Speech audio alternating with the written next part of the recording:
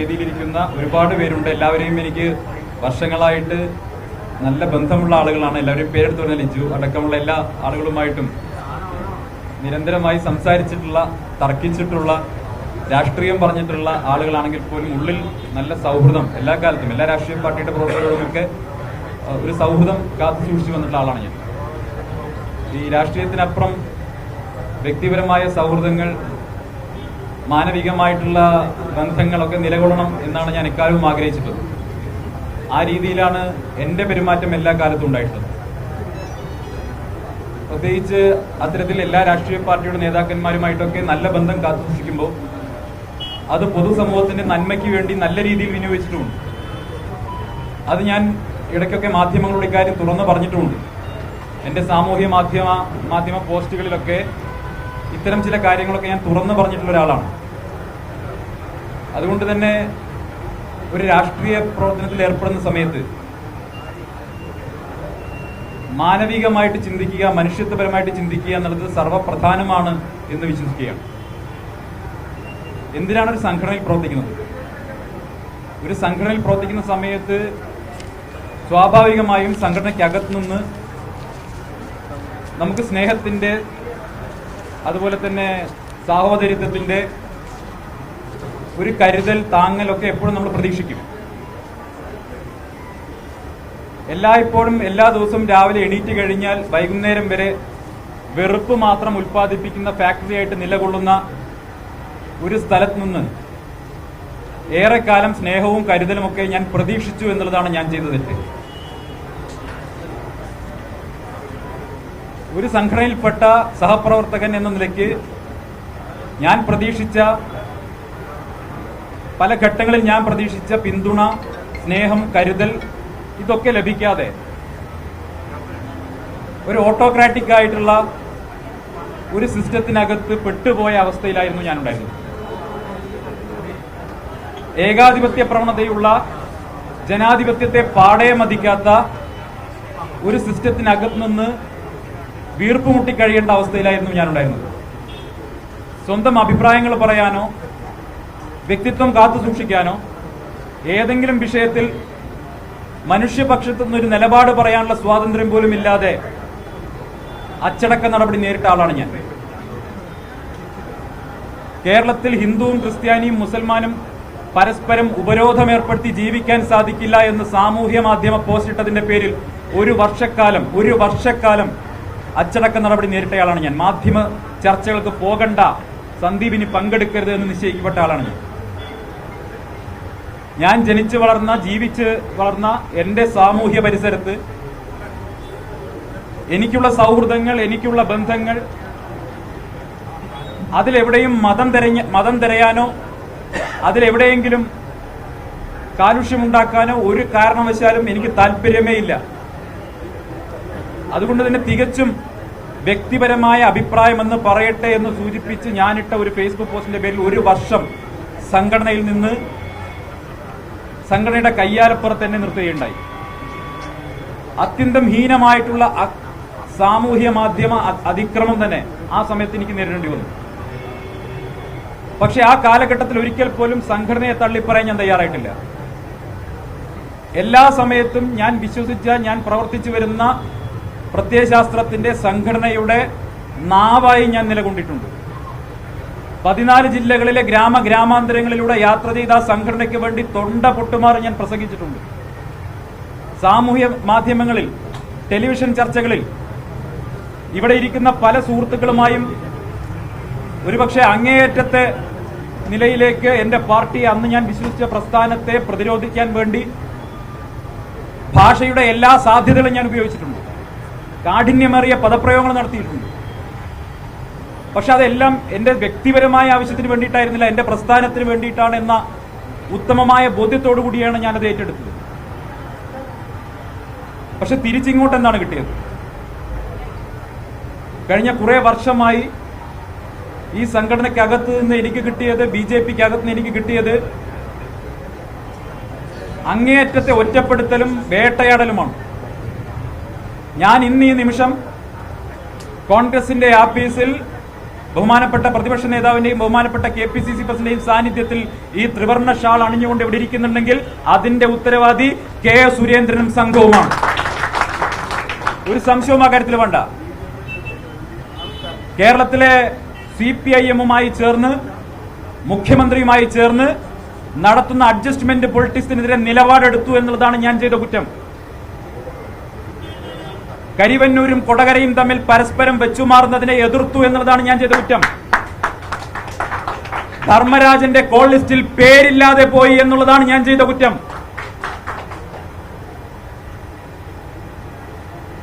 അതുകൊണ്ട് ആ കുറ്റങ്ങൾ ഒരു കുറവാണെങ്കിൽ ആ കുറവ് അംഗീകരിച്ചുകൊണ്ട് ഇനി മുതൽ സ്നേഹത്തിന്റെ കടയിൽ ഒരു മെമ്പർഷിപ്പ് എടുക്കാനാണ് ഞാൻ തീരുമാനിച്ചത്.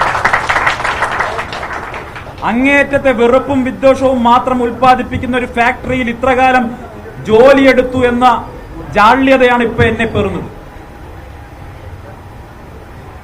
ഇത്രയും കാലം ഞാൻ ചില കാര്യങ്ങൾ പറഞ്ഞ സമയത്ത് ഞാൻ എന്റെ സഹപ്രവർത്തകരിൽ നിന്ന് ചില ആളുകളിൽ നിന്ന് ഞെട്ടിക്കുന്ന അനുഭവങ്ങളാണ് കഴിഞ്ഞ ദിവസങ്ങളിൽ ഉണ്ടായത്. ഞാൻ ഒറ്റിക്കൊടുത്തവൻ, ബലിദാനികളെ മറന്നവൻ, ഞാൻ ബലിദാനികളെ മറന്നവനാണെന്ന് പറഞ്ഞ് സംഘത്തിന്റെ സ്വയംസേവകരോട്, ഇത് കണ്ടുകൊണ്ടിരിക്കുന്ന സ്വയംസേവകരോട് എനിക്ക് ചോദിക്കാനുള്ളത്, ചരിത്രത്തിലെവിടെയെങ്കിലും ഒരു ബലിദാനിയുടെ ഫോട്ടോ വെച്ച്, സ്ഥാനാർത്ഥിയുടെ ഫോട്ടോ കൂടി വെച്ച് വോട്ട് തേടുന്ന നിലയിലേക്ക് എന്നു മുതലാണ് ഈ സംഘടന തരംതാണ് പോയത്?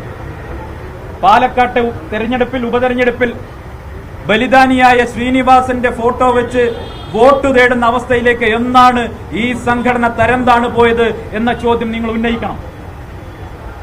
ആ സംഘടന ഇന്നും തുടരുന്ന, അതിനെ അന്ധമായി വിശ്വസിച്ച് പിന്തുടരുന്ന സാധാരണക്കാരായ മനുഷ്യരുണ്ട്. അവരെല്ലാവരും സാധാരണക്കാരാണ്. നിത്യജീവിതത്തിൽ എല്ലാവിധ മതസ്ഥരുമായും ഇടപെട്ട് മുന്നോട്ട് പോകുന്ന ആളുകളാണ്. പക്ഷേ അവർ തെറ്റിദ്ധരിപ്പിക്കപ്പെട്ടിരിക്കുന്നു ബലിദാനികളുടെ പേര് പറഞ്ഞുകൊണ്ട്. ഇന്ന് ഞാൻ വരുമ്പോ കേട്ടത്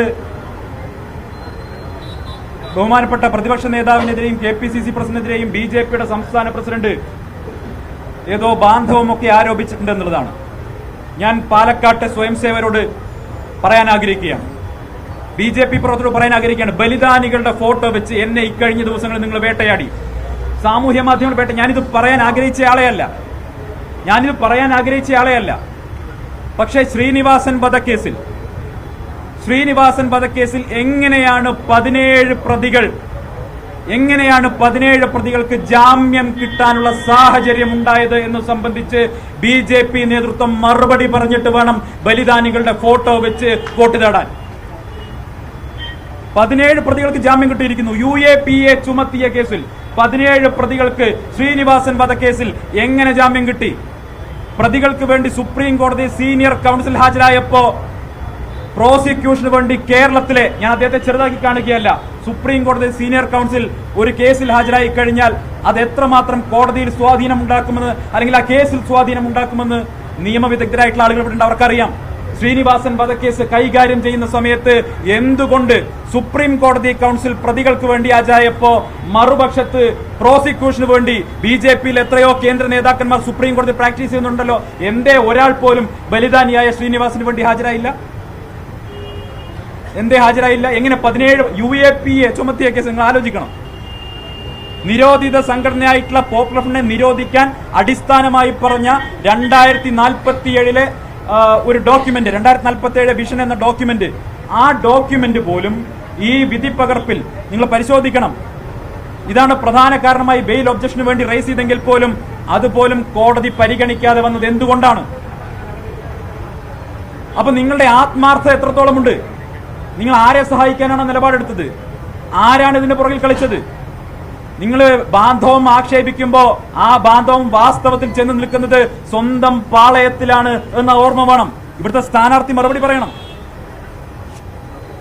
തൊട്ട് തലേന്ന്, അതായത് ശ്രീനിവാസൻ വധത്തിന് തൊട്ട് തലേന്ന് നടന്ന മറ്റൊരു കൊലക്കേസിൽ ഇതേപോലെ ഗൂഢാലോചന കേസിൽപ്പെട്ടിട്ടുള്ള RSSന്റെ ജില്ലാ സഹകാര്യവാഹി ഇപ്പോഴും ജയിലിൽ കിടക്കുകയാണ്. അദ്ദേഹത്തിന് സുപ്രീം കോടതി ജാമ്യം നിഷേധിച്ചു.